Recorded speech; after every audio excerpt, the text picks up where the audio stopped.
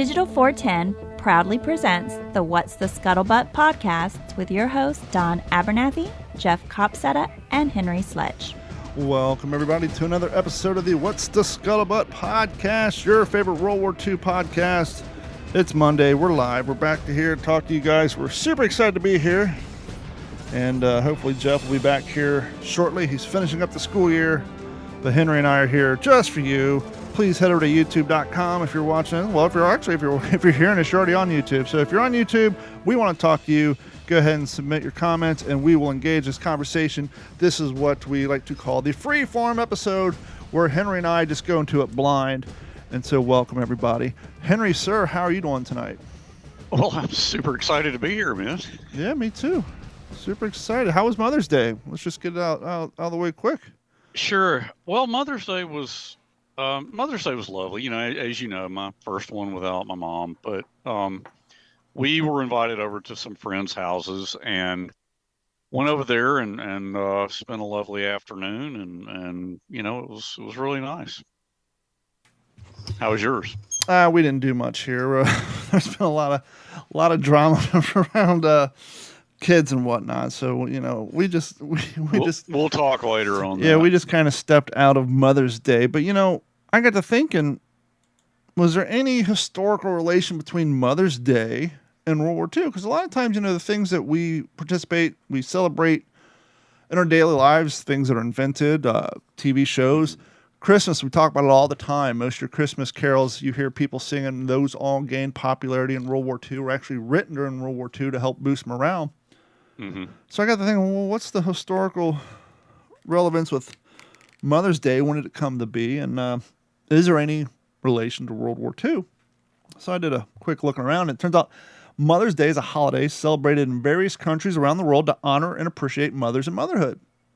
The exact origins of Mother's Day can be traced back to ancient civilizations, where festivals and celebrations were held to honor mother goddesses. However, the modern concept of Mother's Day had its roots in the 20th century. In the United States, the official establishment of Mother's Day is credited to Anna Jarvis. Anna Jarvis, an American social activist, campaigned for the creation of the day to honor mothers after her mother died in 1905. It's a little narcissistic, but okay. We'll keep going. She wanted to celebrate a day to recognition of and appreciation for the sacrifices of mothers made for their children. Which, you know, we don't think about it much nowadays because we have medical science, but death in during childbirth was very prominent back even into the early 1900s. Oh, very. I mean, that was one thing. Okay, so little anecdote kind of along that line. When I was in college, I worked for the city of Montevallo during the summers, okay, when I was home from Auburn University during the summers, and we would cut grass, among other things. But I remember one day we had to cut grass out at the Montevallo Cemetery. And I remember coming home that night, and, you know, when you're out there pushing a lawnmower and it's 95 degrees, I mean, what are you going to do? You're going to amuse yourself any way you can. And I remember I would see, you know, I would always read the headstones. And I mean, of course, the ones who were obviously veterans. Now we're talking, Don, I mean, we're talking 1985 here. So, I mean, God, think about how many World War II veterans are still with us. But yeah. I mean, I just kind of noticed everybody's headstone that I went past with a lawnmower. But I remember that night going home and commenting to my mom how many I saw of just like super young children. And they were all 1900 to 1901, you know, 1921 to 1922. And that just made such an impression on me. And I made that comment to my mom, and she said, early child death in the early 1900s, she said, it was so common. Mm-hmm. Not to mention, you know, it's going to sound, and it is, taboo by today's standards, but let's not forget that, you know, during the World War II, when Social Security Administration came to play, Social Security kicked in at 65 because, you know, the average life expectancy was like 70, 80-ish. Right. And prior to that, back in the 1900s, life expectancy was 40, 50, 60. Yeah. So that meant middle age was about 2017. And so it was not uncommon for women to get married off at 12, 13, 14, 15 years of age. Mm-hmm. And so then when you're looking at these headstones, like you're saying, and you're doing the math, like there's a lot of women dying at 15, 16. They're dying during childbirth because we didn't have the technology. So not only, and as you were saying, it's so common to hear, farmers, I was born in 1907, I was the fifth child and my older brother died of polio. The other one had, scoliosis, and it was not uncommon to lose 3 or 4 siblings to just quote unquote natural causes. So several years ago, this was back when my wife's dad was still with us. I want to say this was Thanksgiving of 2017. We went over to South Carolina to the tobacco country where her dad came from originally. Great little bucolic rural farm town. And I remember we walked from her aunt's house, her Aunt Sybil's house, right down this country road to the church where their family had gone for generations. And Jack was with us, it's Andrea and me. And Jack was probably, he would have been 8, I guess, at that time. No, 20. He would have been 9, actually. But we walked into this churchyard, Don, and to your earlier point, I mean, I started noticing the cemetery in the churchyard. And, I mean, this just broke my heart. There was one family there, 5 headstones of infant babies. And I say that not to be macabre or cast a gloom by any means. We're going to have a great show tonight. This is a history podcast. This is history. This is, if anything, this should go to show about, as crazy as it sounds, we're talking about how hard things were back then, but people complained a whole hell of a lot less because they had more things to do. They did. Well, I mean, they're out tilling the fields, so they had food to put on the table. But that family, and this was, early, between 1910 and 1900, 1920. Mm-hmm. I'll just say that 5 infant babies. And I just, I couldn't even imagine that. But yeah, man, that was a part of our history. And it also speaks to the resilience of the people who survived. Yeah. And if you guys haven't seen 1883, the precursor to Yellowstone, it's about the Oregon Trail. I think it's better than Yellowstone. So far, really? I think it's better than 1923, which is the follow-up. It's basically about a group of Germans who pays a couple of cowboys to take them down the Oregon Trail, and how few lived, how few survived. But let's get back to Anna Jarvis real quick, finish this up. Sure. Anna Jarvis's effort led to the first official Mother's Day celebration in the United States in 1908. The celebration gained widespread popularity and support, prompting the United States Congress to designate Mother's Day as a national holiday in 1914. Other countries also adopted the concept of Mother's Day, although the dates and customs associated with each holiday may vary. Now back to the brass tacks. Regarding the relationship between Mother's Day and World War II, the holiday itself predates the war, as we just talked about. However, Mother's Day gained additional significance during World War II due to the profound impact the war had on families and the roles of the mothers. During the war, many mothers faced the challenges of having their sons and husbands serving in the military, while others took on new responsibilities in the workforce to support the war effort. Mother's Day became a time to honor and acknowledge the strength and resilience of mothers who were facing the hardships of war. In the United States, Mother's Day was used as a tool for boosting morale and promoting patriotism during World War II. The government and various organizations encouraged citizens to honor mothers and send them letters, cards, and care packages to show the appreciation for their sacrifices. Mother's Day also became a time to remember and honor the mothers who lost their sons during the war. And so, yes, it was around prior to that, but much like a lot of other things that existed prior to that era of the war, it got more significant because of the impact it had on the brothers, the sons, and the husbands during the war. But as you were saying, what was I about to say? I don't know. We're talking about resilience. Yes. So 1923, 1883. Oh yeah, yes. So my wife and I really got into Yellowstone. We're anxiously awaiting things to pick back up after that. What, season 6 mid-season finale? No, season 4. What? Season 5's coming up. It's the last season because Okay. Homeboy's getting a little long in the tooth. Costner bailing out.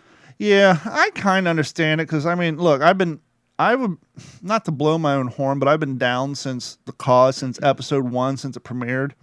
You know, it's funny. I watched Hell on Wheels, which I think was a great show, and Carrie used to make fun. Oh, you watching your choo-choo train show? She'd always bust my balls for watching Hell on Wheels, but it was a great show. Yeah. And then when Yellowstone came out, oh, you went from your choo-choo train show to your cowboy show. Well, 3 seasons in, everybody on the internet started talking about it, so then I had to go back and watch all 3 seasons while she got caught up. But it's a great show, but after season 4, say, okay, the plot's the same every year. So let me say this real quick. Maybe it's time for it to move on. But yeah, go ahead. No, what I want to say, our boy James Dale, who played Lecky in the Pacific. Yeah. You know, is it 1923 that he's in? I'm only 3 episodes in on that one. I will say I enjoyed 1883 better. 1883, I did. You still have me? I think you froze up on. I still have your audio. Just keep going. Your audio is fine. Can you hear me? Okay, so it looks like Henry's having some technical difficulties. I'm still here. It could be my internet drop. Yeah, I can hear me. I can hear you fine. And so, the joys of the internet. So I'm still live. So anyhow, 1883 worked quite.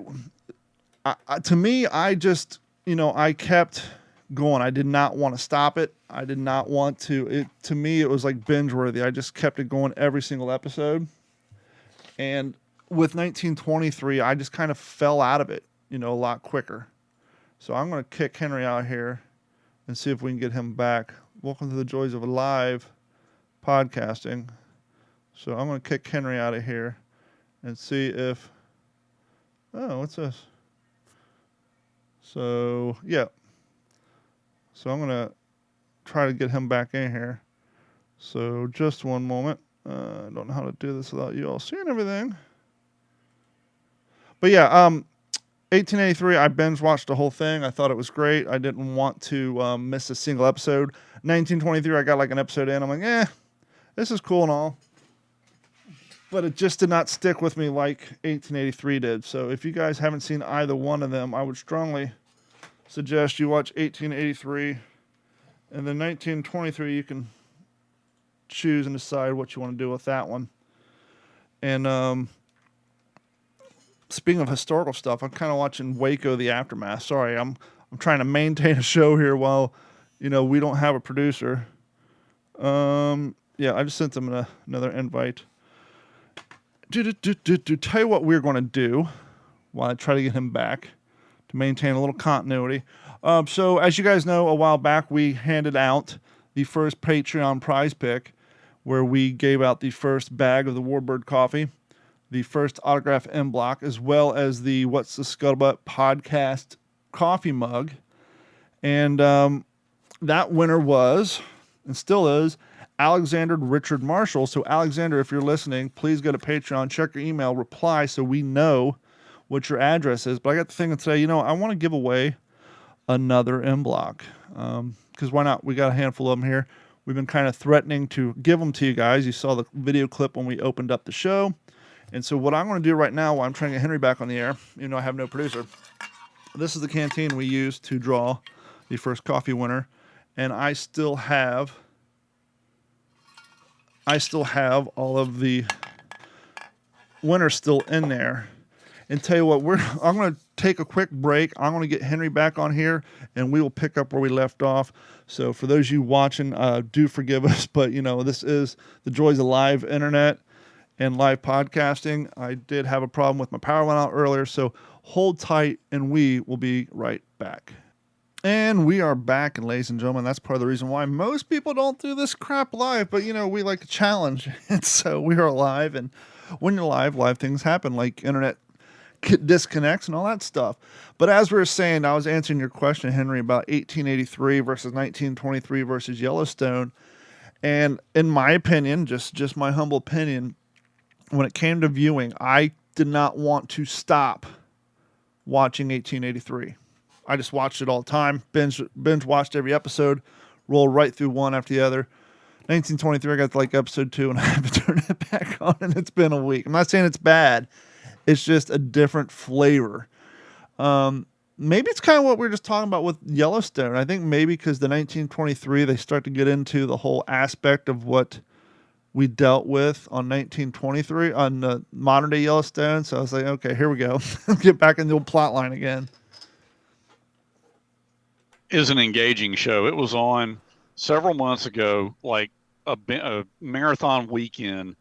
I came through the room. My wife was watching it. I was like, what are you watching? And she said, it's pretty rough. I don't know if I really want to stick with it. Well, I sat down. We both got into it. Ended up watching like every episode of every season, you know. We all tuned in for Beth. It was around the time that season 5, like not long after that, they had the season 5 mid-season finale. Yep. So we're all, you know, or Beth and Jamie going to end up killing each other. We're all just waiting to see what happens, you know. And now we're hearing Costner may flake out of it. I mean, who knows? But fun fact, I like to always play where did I seen them before. So Beth, we all know where Beth came from. Beth, she played the psychologist in the Departed. Remember Leonardo DiCaprio and the cop movie from the mid 2000s where it had Leonardo DiCaprio. It was based off the Chinese movie, but yeah, it's about the dirty cop. He's going through police academy. Anyhow, it's called The Departed. She played Leonardo DiCaprio's psychologist. Jamie, you ever wondering? Jamie looks familiar. Oh, yes, I know this. He played the weird boy in American Beauty, the one who liked to videotape the bag floating in the wind, whose dad was a Nazi paraphernalia collector. And it doesn't surprise me that he's turned into a guy whose sister hates him and wants to kill him. Do you know where the other son, what he was on? Which one now? The bull, the one married to the Native American chick, the beloved Luke. Son. Oh, Casey is his name. Casey. Yeah, Casey. Man, he's a country singer. No, the other guy's a country singer. Casey's not. He may be. Luke. He may be, but. Well, anyway, I don't know. I'm sure he's been in a lot of movies without doing the Wikipedia or Googling it. But I went and I watched the remake. I was bored the other day, and as you know, I cut the cord, and I have streaming services, and so I watched the remake of the what was it? The Magnificent Seven, the Western movie.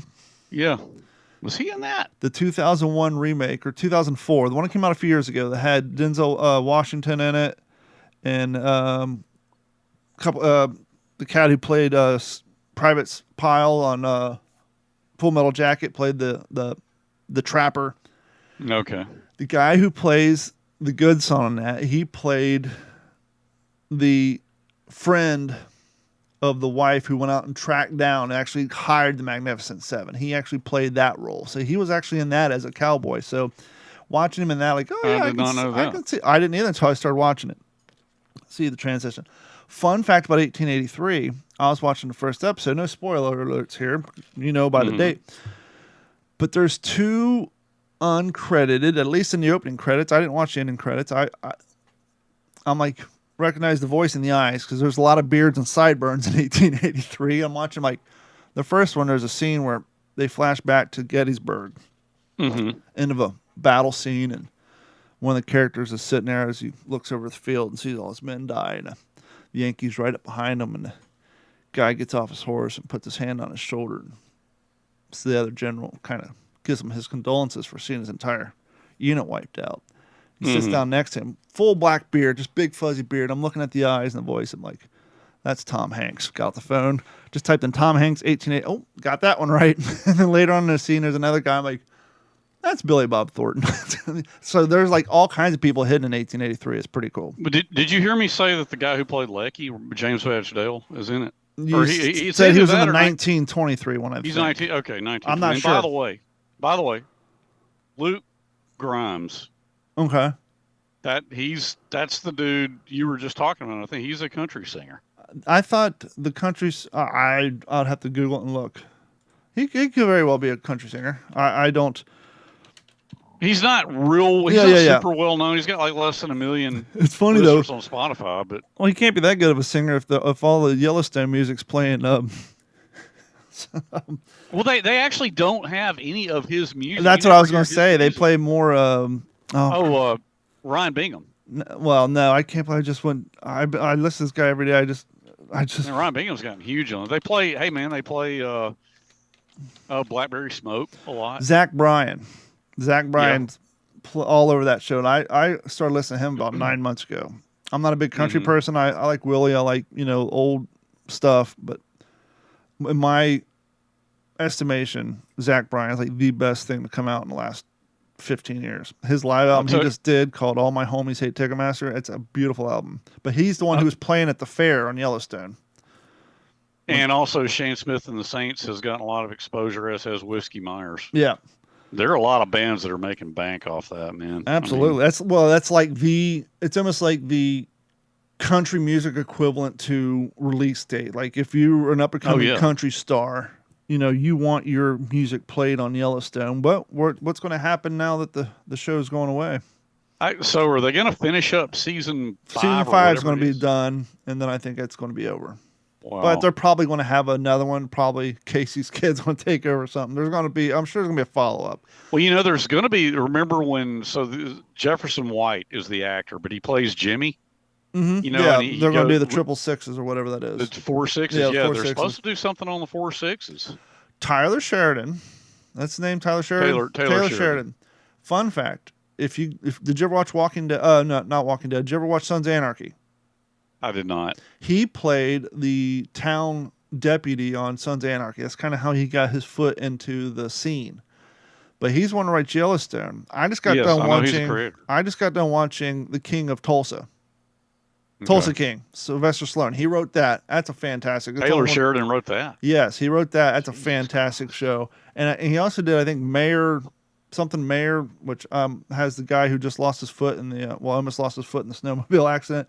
But anyhow, back to World War II based stuff. Yeah, I mean, our listeners are going to get upset if we don't jump on some World War II stuff. So I hope not. I listen to Home Improvement podcasting that barely talks about home improvement. So no, listen, I think it's great. I love it when we're just riffing and talking punk rock or Yellowstone or whatever. I love it. So did you know the Navy spent $1 million on an ice cream barge? I did not know that. When was this? For sailors during World War I, ice cream was a delectable dessert that took the place of alcohol aboard the ship during Prohibition. In 1914, General Order Number 99 banned liquor aboard naval vessels, as it was shortly followed by the 18th Amendment, making alcohol illegal across the entire United States. As a result, ice cream became the de facto staple for boosting morale. Even though Prohibition only lasted 6 years, sailors' love for ice cream extended well after that. In 1942, the aircraft carrier USS Lexington sustained damage from a Japanese torpedo and began to sink. As sailors abandoned the ship, they grabbed containers of ice cream from the freezers and began chowing down. Quote, survivors described scooping ice cream into their helmets and licking them clean before they jumped into the Pacific, wrote one author. The fierce dedication to the frosted sugary dairy led to the Navy spending $1 million on an ice cream barge. The barge, which borrowed, acquisitioned if you will, the concrete barge from the Army, retrofitted as an at-sea ice cream facility and ice cream factory and parlor. The ship, which was stationed in the Western Pacific, carted ice cream around to ships that were smaller than a destroyer and that did not have their own ice cream making facility on board. Apparently, large ships all over the Navy fleet had ice cream shops already built in. Mm-hmm. Let's see. The floating factory was able to make 10 gallons of ice cream in just 7 minutes, meaning that one shift on the barge could produce approximately 500 gallons of frozen dessert for sailors. To accommodate the large amount of ice cream made, the barge could hold 2,000 gallons at a time. Gracious. The barge was not the most practical ship in the Navy. The concrete boat had no engine and had to be towed around by tugboats. Regardless of any difficulty this provided, it was the sailors' favorite because it brought to them pretty good reward for service. Unfortunately, the unnamed ship no longer delivers ice cream to deployed sailors. The fate of the ice cream barge is unknown, but some think it may rest in the bay with other bygone ships of the era. Now, before the show, you and I were talking about naval guns, and the reason this came up is I'm looking at the photo, and there's 4 Marines sitting around with their canteen cups. much like the one featured in the new What's the Scuttlebutt t-shirt. More about that later. And they're hanging around one of those big-ass guns. We were talking about it before the show, and the Oerlikon. The Oerlikon, yeah. And the reason I bring this up is so the Oerlikon had the big, thick steel shields around them, kind of to provide some protection. And in this picture, it says "Lead the Jap." Talking about how he had to lead the target on the Oerlikon. And so that's a pretty cool little photo. You have a bunch of Marines sitting around in their herringbone twill trousers with white shirts, and they all got their khaki piss cutters on with their EGAs on them, just sitting there chowing down on some ice cream. Nice. I mean, I knew everybody loved ice cream, but I didn't know that even without the barge, that large naval ships just pumped out ice cream all day long. I knew the aircraft carriers did, because I mean, like their ready rooms for the aviators were air conditioned. Now, as far as like the other ships, I didn't know. I guess they did too. I mean, they would have had the capacity for it. Well, we were discussing the Arlington, and while we're here, let's give a little history for those of you who don't know. It's a weird name, especially for a United States firearm or artillery piece. One of the most widely used naval weapons during World War II was a 20-millimeter Oerlikon anti-aircraft cannon, and it was installed aboard a variety of every U.S. naval warships, from lonely PT boats to massive battleships, as well as its auxiliaries and armed merchantmen. It could be bolted down almost anywhere at a high rate of fire and could come into action very quickly. More than 88,000 20-millimeter Oerlikons in both single and twin mounting variants were manufactured in the United States between 1941 and 1945. Another 30,000 were manufactured by the British for use in the Royal Commonwealth. I'm not going to give the whole history, but let's just say the Oerlikon was used in World War I by the Germans. It was a Swiss company. But seeing how things were going and not exactly aligning with the thought patterns, if you will, of the Germans during World War II. Right around right around the early 40s, one of the Swiss engineers who worked for the Oerlikon company made their way to the United States, and he was able to acquire the controlling interest, and he basically brought the weapon to the United States and started manufacturing the guns over here. And so that's how we have the same weapon systems that sometimes you would see on German ships as well. So the Oerlikon, it's such a hard to say freaking phrase because of the background of it. That was a mean piece of firepower. Well, licensing certain types of firearms mechanisms or actions was not totally unheard of. I mean, like the Japanese had the Lewis gun, with they used that in the back seats of their observation planes. It had the drum magazine, and in fact, it was a Lewis gun that when my dad peeked his head over the wall of the bunker, it was the Japanese gunner had a Lewis gun. Yeah, absolutely. But the point being that yes, that type of action was licensed.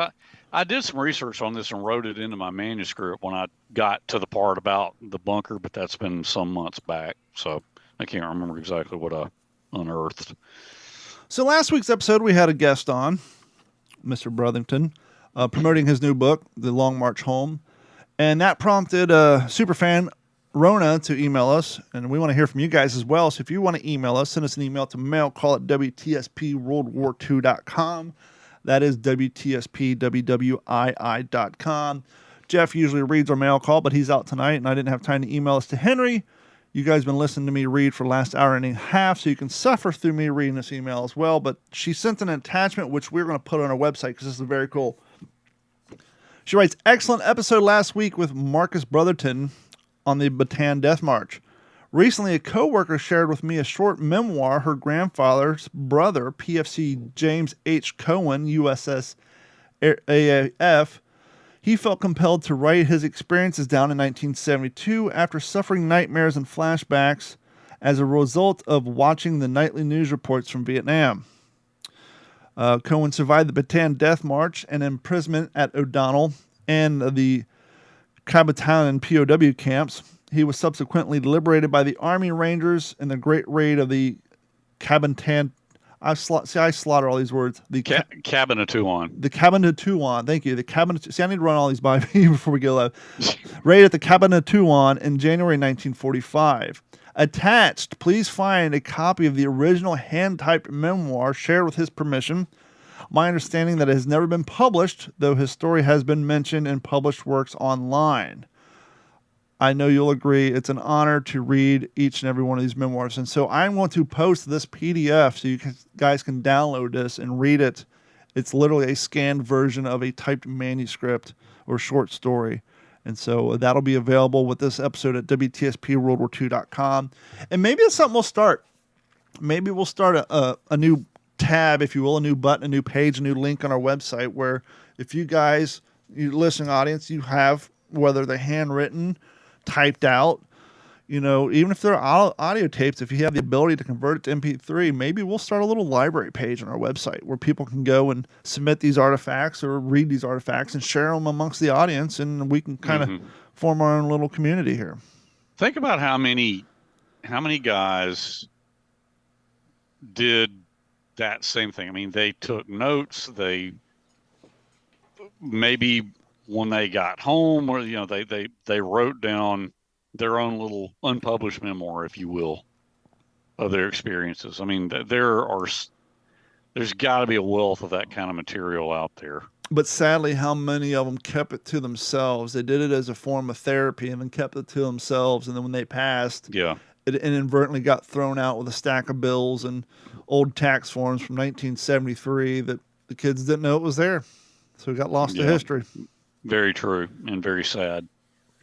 And so thank you so much, Rona. And as we said before, if you guys want to email us, send us an email to mail@WTSPWWII.com. Henry, when you fell off earlier, I decided I wanted to do something nice. We did the giveaway. By the way, you weren't here. I announced it, but the winner for the first pick of this month, which we're going to do another pick at the end of the month to give away the second bag of coffee, was Mr. Alexander Richard Marshalls. He got to choose the bag of coffee he wanted. He got an autographed end block. He got a coffee mug and some stickers, which, by the way, that's a pretty nice prize pack for doing nothing but signing up for Patreon, right? Hey, I thought I was here when you announced that. You told me when I fell off? No, when you fell off, I said this. As I was trying to stretch to give you time to come back, and before the show, I decided I still have the names from the other Patreon members in this canteen. I was going to draw a winner and mail them out an end block. Are you good with? Let's give away an end block. You want to give away an autographed end block? Absolutely. So we're going to give away our listeners. We appreciate them. Now, by the way, it was bad. Oh, that one actually came out. It was a bad decision for me to crumble up paper and put in my canteen because they do not fall out as easily as one might suspect. But we did have one drop out here, so we're going to give away. This will be the actual second autographed end block. I don't know if you guys can see, but there's Jeff Copsetta's very nice, pretty handwriting.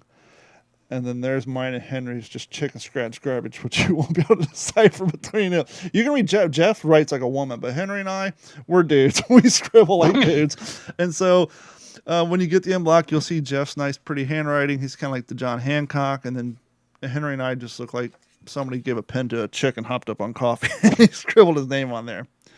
So today's winner, he has been a member of Patreon since September 28th, 2021. Mr. Brian Larkin. Congratulations, Brian. You just won the second autographed end block. And so I will be reaching out to you on Patreon as well, sir. So congratulations for winning a autographed end block by Jeff, Henry, and myself.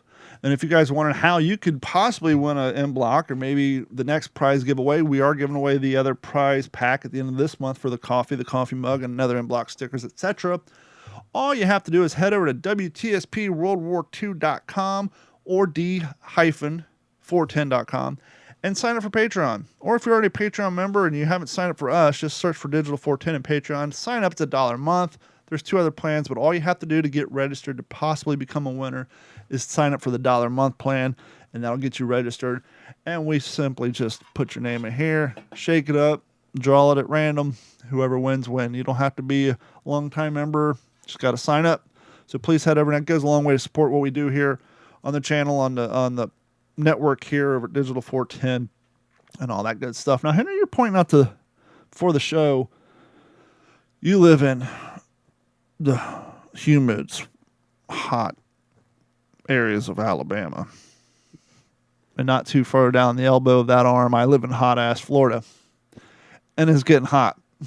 Yes. And now that you find yourself working outside more, you get to appreciate the hotness out there. And as we tend to do as World War II aficionados, we often take the things we like to complain about and then realize we have no problems when it could be a lot worse. We could be in that same heat, but being in a different environment.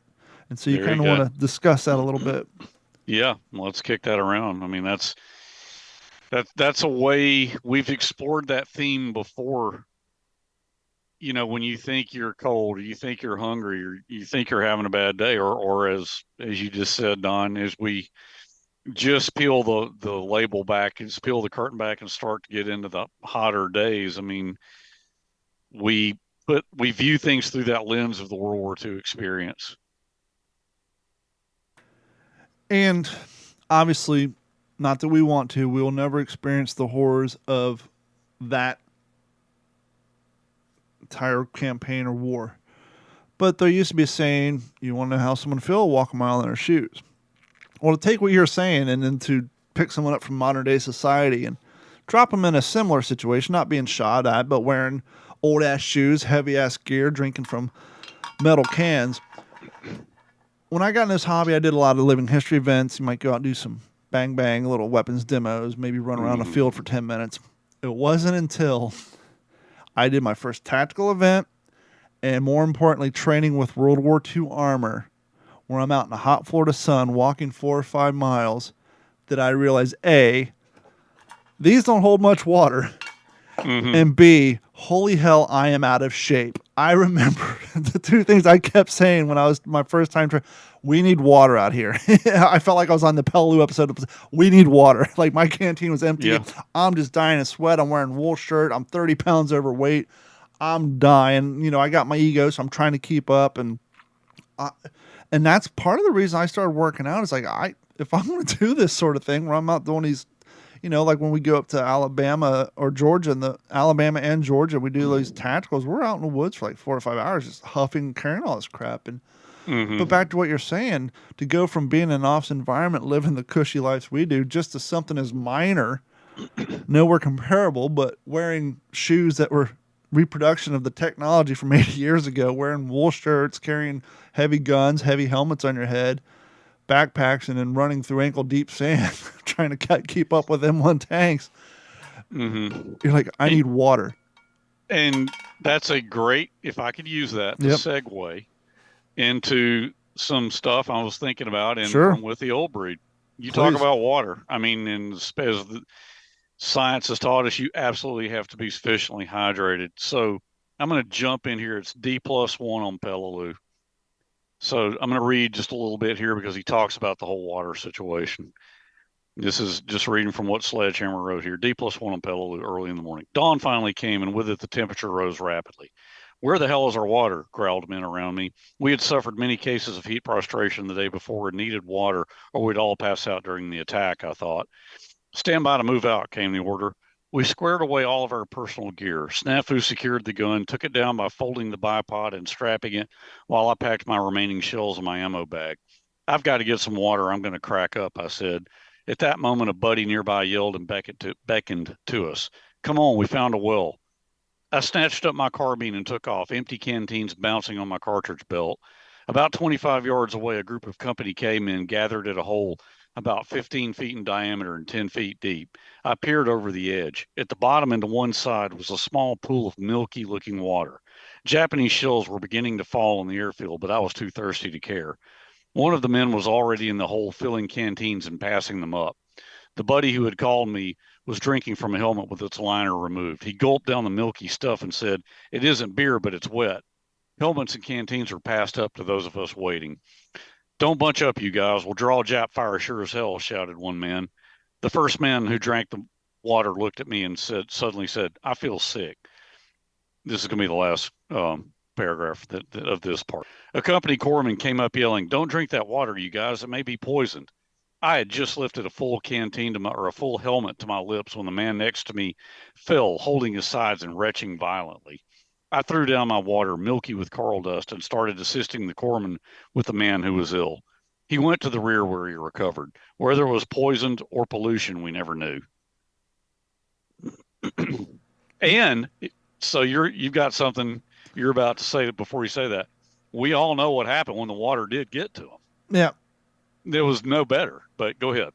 Well, as licenses and liberties happen in TV shows, they had to kind of brief that up by putting the ox head in the water, showing that it was in fact poisoned.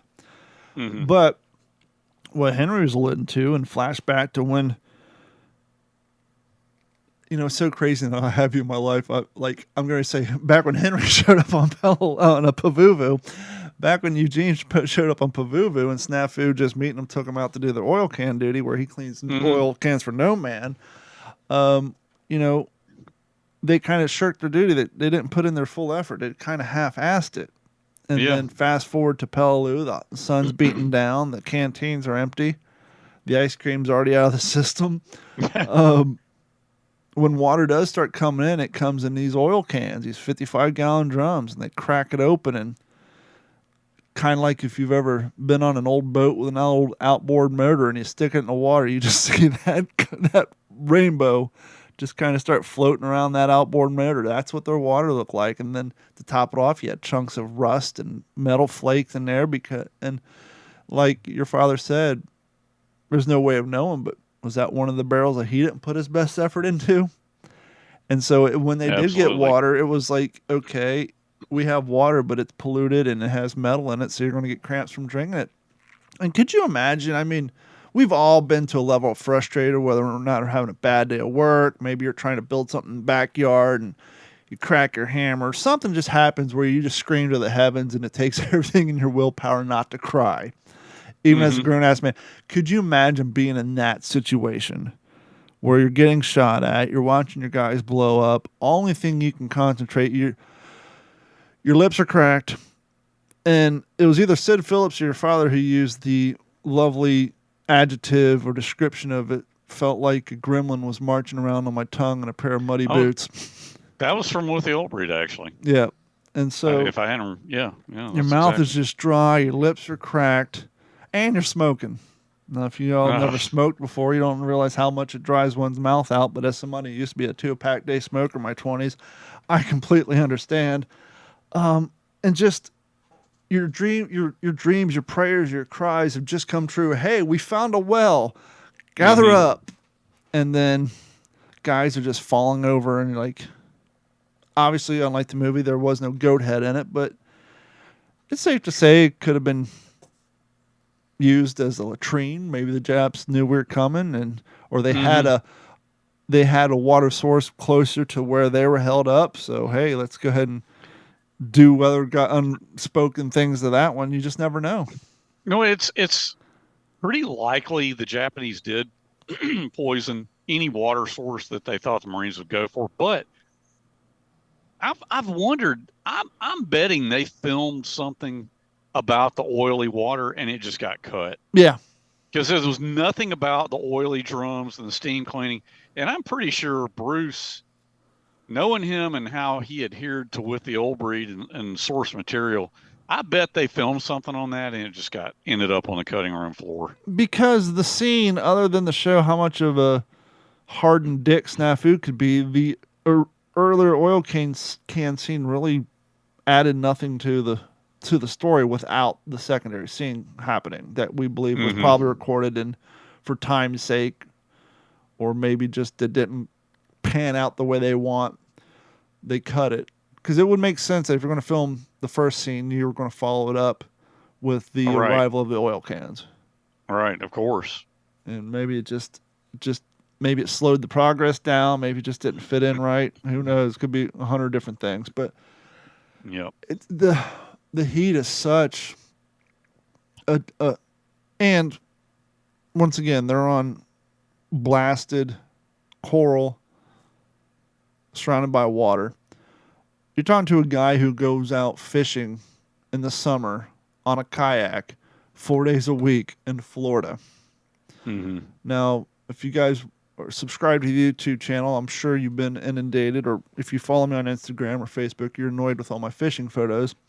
But you're probably wondering, why does this fool have a long sleeve shirt, hood, hat, and pants? Why on a kayak in 100-degree weather? Two things. If Lawrence of Arabia taught us anything, it's that your skin is cooler when it's not in direct sunlight. And it took me almost 2 years to get Carrie to follow that. Mm-hmm. And two, you younger cats aren't going to get this reference, but you older cats are going to get it. When I first started kayak fishing, I did not wear any protection. Didn't wear the long sleeves. I had my hat on. And when I shave now, I have skin damage. I actually have brown spots on my face. And I said, I do not want to look like Captain Ron in 3 years. And if you remember the movie Captain Ron from the 90s, you'll know what So I go out there and I put sunscreen on. I even wear gloves in the middle of summer because I would come to work and my hands would be all red. So I wear the fingerless gloves. And those shirts I wear actually allow in 40% of the UV. That's why I don't have farmer's tan. It actually allows sunlight in. So it's kind of like having 60% sunblock on. Mm-hmm. And I wear the hats, the hoods, sunglasses, and I try to minimize my skin exposure. Once again, if you're going out fishing once a month on a boat, twice a month, maybe you got on weekends, do you? I would still say block yourself. But when you're going out like every day after work, because I have boat ramps within a mile from my house, and so I can go out between. You got to block yourself. And it gets hot out there with my Wickaway high-end, high-technology shirts. I'm not out there. Well, I am sometimes in the summer times, not every day, but when I do my living history events, I've been out there in the HBTs in the hot Alabama sun. But that's nothing like the hot, South Pacific sun. But to be out there in HBTs, the helmet, the leggings, actually usually take the leggings off, but one of the cool things about doing the landing craft at the 75th anniversary of Peleliu, as much as it sucked, was getting the wet sand all over you. Because, once again, you want to experience what somebody experienced, you got to walk a mile in their shoes. Well, walking their miles in some cheaply reproduced boondockers from What Price Glory, which gives you blisters only on one foot for some reason, is bad enough. But once you add sand to the mix, and you're actually wearing, I'm so hardcore, I wear reproduction skivvies. I'm not out there in modern day underwear. I even got the skivvies on that.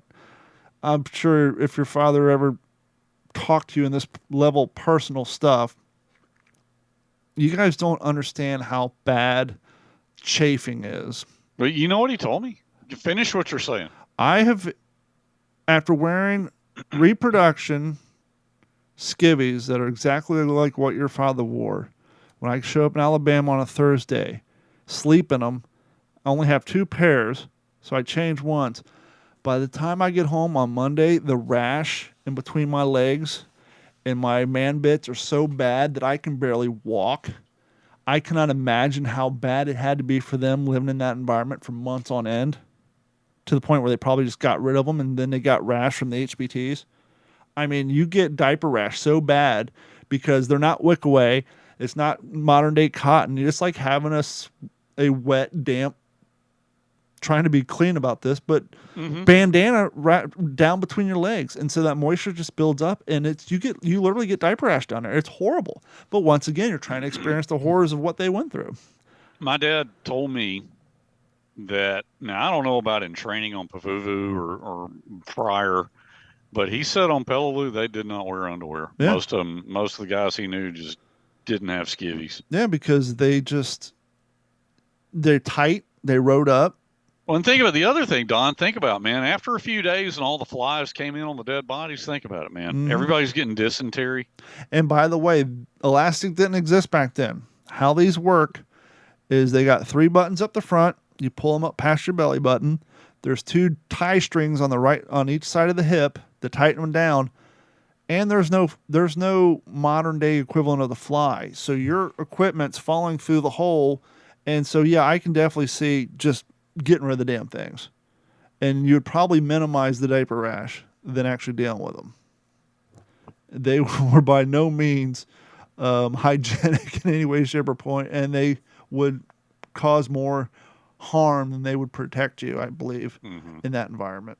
So it does not surprise me that they would get rid of them after a while. Probably got turned into toilet paper at some point and then discarded. Because I mean, at that point, you know, anything in a hard spot. But yeah, the heat just. I remember my first time doing a living history event. I was down in Naples, only one doing Marine Corps, and it was hot as hell, but I was in HBTs. I had my cotton helmet cover over my helmet. The guys doing the Army impression with the wool shirts on, the metal helmets that the sun just beating down. Those guys are getting heat stroke. I mean, I remember seeing them all piled in a pyramid tent, pouring water on their helmets, cool them down, pouring water on themselves, and I'm just standing out in the sun because, yes, it's hot, but I'm not in there wearing wools and all the Army gear. I'm out there in my HBTs, and that's designed for that environment. And so I actually benefited from doing a Marine Corps impression versus the guys wearing the 101st Airborne, the 82nd Airborne, or the Army infantry wools and all that stuff. They were just roasting, which is why we do more events here in the wintertime than we do the summer. Because it's just not conducive down here. Oh, I bet it gets brutal. You want to hear another paragraph here? Yeah, please do. What it was like on Belarus? So yeah. To jump ahead here right after the airfield attack, the heat was incredibly intense. The temperature that day reached 105 degrees in the shade. We were not in the shade and would soar to 115 degrees on subsequent days. Corpsmen tagged numerous Marines with heat prostration as being too weak to continue. We evacuated them. My boondockers were so full of sweat that my feet felt squishy when I walked. Lying on my back, I held up first one foot and then the other. Water literally poured out of each shoe. Hey, Sledgehammer, chuckled a man sprawled next to me. You've been walking on water. Maybe that's why you didn't get hit coming across that airfield, laughed another. But that speaks to the intensity of not only the heat, but just the rest of that incredibly visceral experience right there. Yeah, so now this is visual. This is a visual, but for those of you watching on YouTube, this is my reproduction of From What Price Glory, which I think they did a lot of the reproductions for the movie. As you can see, unlike Army roughouts, very little ankle support. The leather collapses in on itself. But Show me. Yeah, there you go. I want to see what the. Well, I cheat. I do have I do have insoles in here, but basically, if I took the insole out, you just got basically a leather inside. I mean, it's just there's like, man, there's no cushion or padding or arch support or anything. No, the reason these are called roughouts, if you guys ever want, the Marines called them boondockers, but the Army referred to them as roughouts. You know why they call them roughouts? Rough side of the leather out. Exactly. It helps to strengthen it and to allegedly interesting. Keep it stronger, and it cuts down on reflection. You don't have the shiny side out. Right. But yeah, there are some companies that make a better reproduction, but once again, during wartime, I'm sure there were some that came out just as flimsy. I mean, you're talking about wartime production. You're talking about lack of material. And if you're looking at this shoe and you say, that looks awfully familiar to what the guys wore and no brother for wear out there. Well, it's 10 years prior to the war. I mean, this was basically the same style of shoe the farmers wore. I mean, this is what people wore. I mean, this was the boot of the era. The only difference is they had a better corded sole. But that looks like a fairly lightweight shoe. Yeah, compared would you describe? Yeah, I mean, compared to well, here, hold on. Talk while I get my other boot. So looking at that, I mean, I remember my dad talked a lot about the boondockers, as he always called them, and he certainly called them that with the old breed. But he described them as their field shoes, and it's certainly what they wore all through combat. For you guys listening to the audible version, I understand it's a little visual, but it's a little treat. You can go watch YouTube. So we just went over the boondocker, the rough out. I don't have Army roughouts, but I do have the Army Type 1 service boot. And as you can see, yes, hypothetically, it's the same construction, but the leather's better. It just, it's just that has the toe cap, which holds up better, has a completely different sole. This is a far heavier shoe. And then obviously you have the airborne Cochrane. Mm-hmm. Same exact sole. Only difference is on the heel, it's rounded off so it doesn't get stuck on the door when you're jumping out, and it has ankle support. But other than that, it's primarily the same as the service boot. You got your toe cap on there. But to answer your question, yes, compared to the service boot, the Boondocker, I mean, it's similar in weight because they both pretty much have a similar sole. They got the thick heel on them. The service boot does have the leather midsection, whereas the Boondocker was all. These aren't 100% correct. These say Goodyear on them. Truth be told, the original ones had what was called a corded sole. It had cording braided through the rubber. There was a company for a while this one tried to recreate it with the appearance. You can kind of see the texture. But it's not completely authentic. There was a company out there for a while that's putting them out there, but those things were like $300 a pair. Wow. But yeah, those are the Boondocker, the Type 1 service boot, and the jump boot. I will say. So the service boot, the Type 1 service boot, would have been worn by Army soldiers in the Pacific. No, by the time they got to the Pacific, they wore rough outs or double buckles.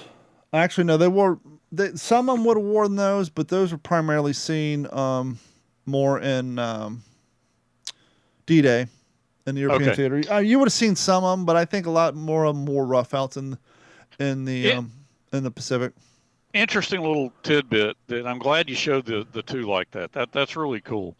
So, by the way, the paratrooper jump boot and the service boot are far more comfortable. Like, I'll actually wear the jump boot or the service boot. Like when I'm going out somewhere, I'll wear them to work.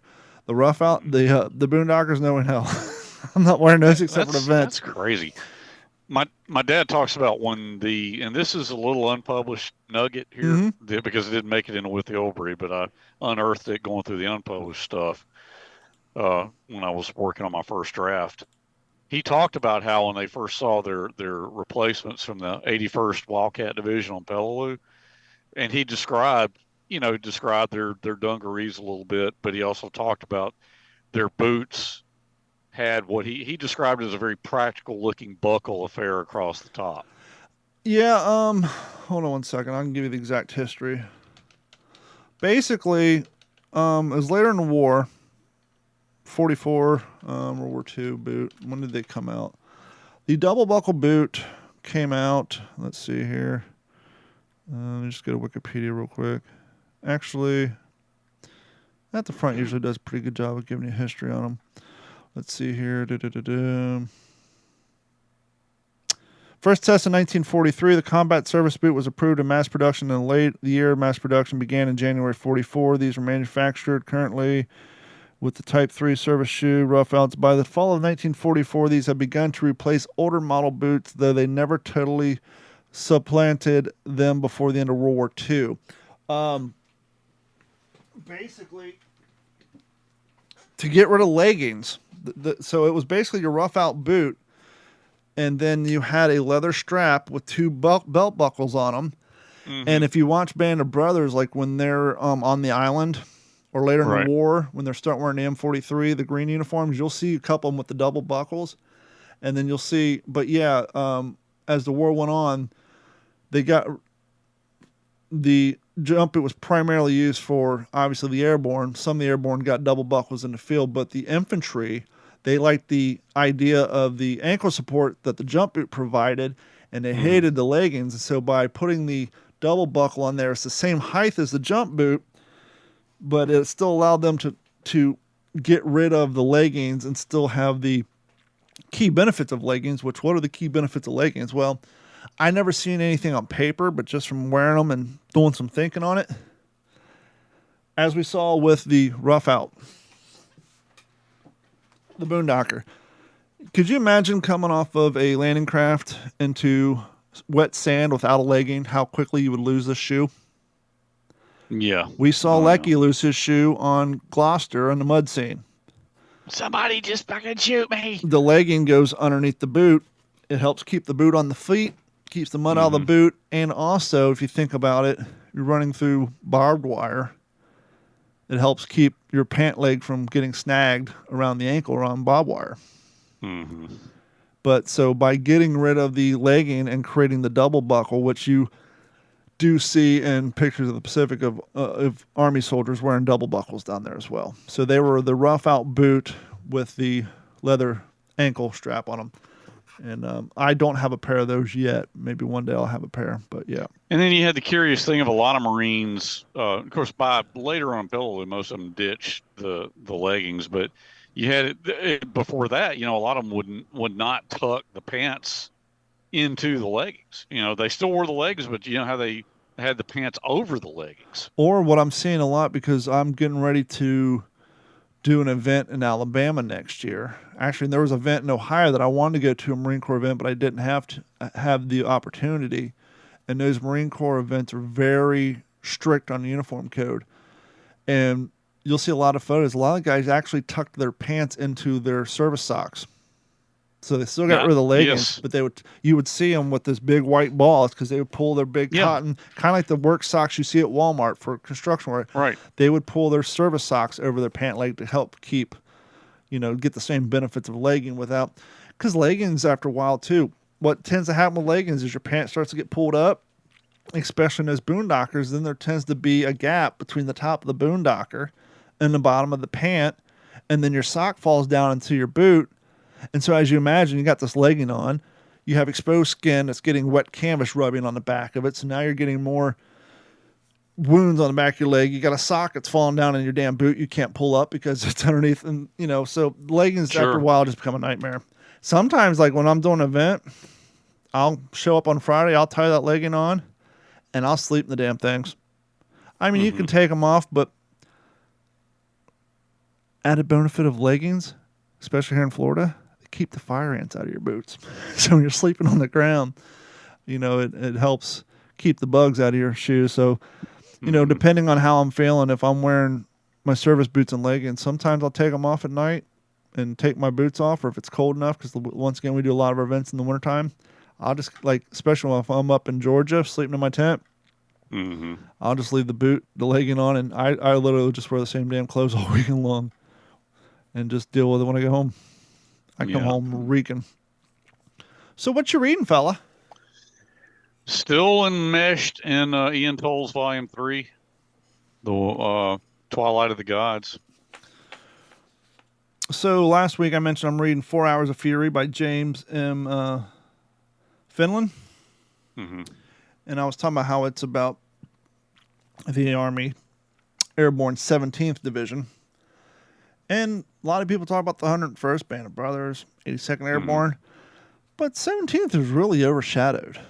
And what's interesting, big time, when the 17th was formed, it was created using members of the 507th from the 82nd Airborne. So some of these veterans went on to form the 17th. And so I'm going to give you guys just a quick rundown of this book, not the whole book. More importantly, it's the brief, just quick synopsis of the 17th Airborne Division, because, we want to shed a light on people who served and everything, and especially that's not covered by other forms of media. Hold on, I got a cough.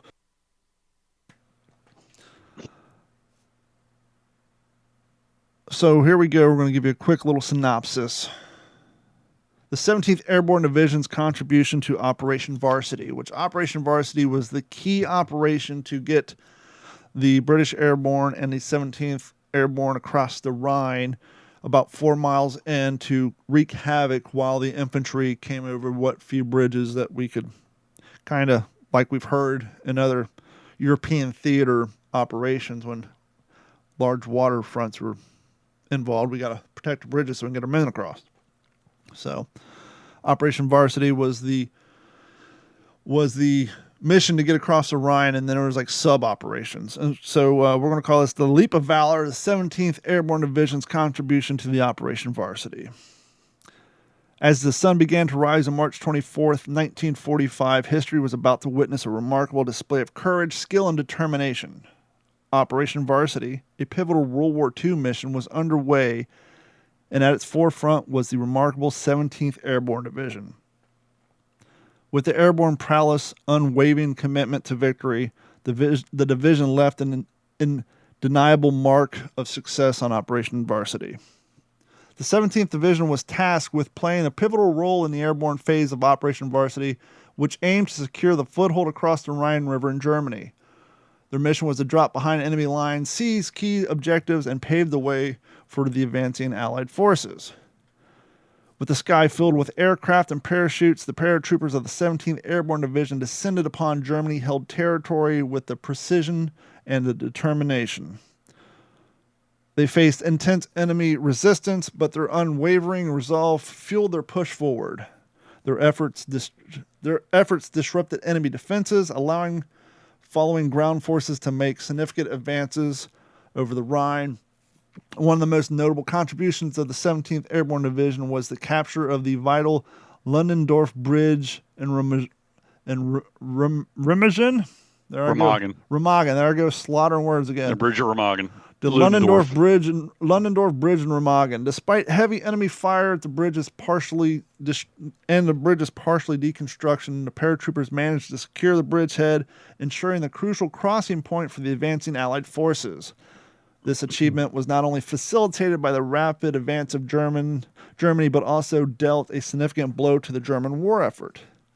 Additionally, the division played a critical role in securing other strategic objectives, such as towns, road junctions, and strongpoints. Their ability to swiftly neutralize enemy resistance and hold these key positions was instrumental in securing the initial objectives of Operation Varsity. The 17th Airborne Division's contribution extended beyond their airborne operations. Once on the ground, they seamlessly integrated with ground forces, effectively coordinating joint operations and providing crucial support. Their adaptability and versatility allowed them to transition seamlessly from airborne assault to conventional ground combat, reinforcing the success of the overall mission. The valor, sacrifice, and resilience demonstrated by the paratroopers of the 17th Army Airborne Division during Operation Varsity was nothing short of extraordinary. Their contributions proved pivotal in the overall success of the mission, hastening the end of World War II in Europe and delivering a devastation blow to German forces. But much like the 82nd and the 101st, not only did they have the airborne, but they had the glider riders. And the glider riders provided a huge contribution to that war effort as well. Maybe we'll cover that on next week's episode.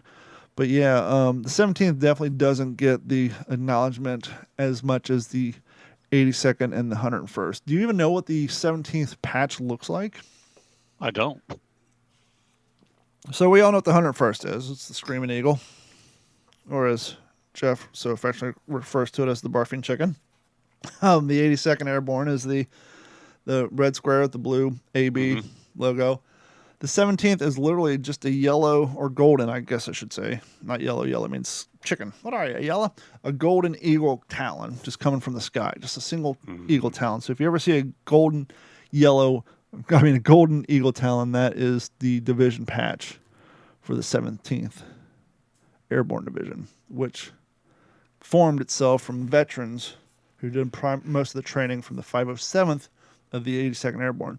So I thought it'd be kind of cool. I would have to look, but I'm sure there's probably photos out there with guys who have the 17th Division patch on their left shoulder and the 82nd on their right from where they served in both divisions. Yeah, probably so. That'd be kind of a cool impression to do as well. And so, you got anything else on your list you want to cover before we wrap it up? No, I just want to mention, if I could, please. Sometimes you say you want to plug anything. Right before Memorial Day, I think it's going to be the 26th or 27th. I'll be back on Ben Power's show with George Lowe's Jr. Nice. George Lowe's Jr. has been on there, and Ben had me on several weeks ago, and then George and I together will be, and Ben wants to talk to us about, serving your father's legacies, sure, et cetera, et cetera. George, I follow George on LinkedIn, and he's been busy. He's been doing a lot of stuff. Yeah, they're in Normandy now, aren't they? Yeah. Yeah, I just saw something on Facebook from George. But yeah, for sure, man. So I got that coming up. I wanted to just throw a shout out for that. And we will, as always, include that on our website. If you guys aren't familiar with our website, there's a lot of cool stuff on there. You can go to WTSPWWWII.com. We have how to reach us, where all our social media is at. There's a page called appearances. You can see all the videos of all the other podcasts we've been on, all the projects that Henry's done. I haven't done in a while, but there's a couple pages called History Through Photos where you see some nice shots of some of the items from my collection where I give descriptions about manufacturing canteens and different things like that we need to do on there. And we have links to our videos and, more importantly, our merch store. Woo! Yeehaw! Look at that. Look at that T-shirt. So the new, not only T-shirt, we have jackets, we have hooded sweatshirts, we have purses for the ladies. We have not only the new What's the Scuttlebutt Scuttlebutts Good Scuttlebutts Made to Be Shared shirts, but we also have the new logo. Oh, which, by the way, yeah. So you get twice for the price of one. You get the new logo on the front and the new logo on the back. So it's a double-sided shirt for the same price as a single-sided shirt. And we also have shirts with just a new logo on as well. They have what, for some reason, Teespring refers to as a bomber jacket, but it looks more like a tanker jacket. We have that up there with our logo on it. And then we have like just your normal coach jacket or windbreaker that has a logo on it. And so those items are up there. I think if you use the promo code POGIEBAIT, which is a World War II phrase for candy. Yes. Actually, I think on the shopping cart, it'll say use the promo code POGIEBAIT across the top, and that'll save you guys some money on shipping, and all that goes a long way. Not only, to be honest with you, it's more beneficial just to get the word out there.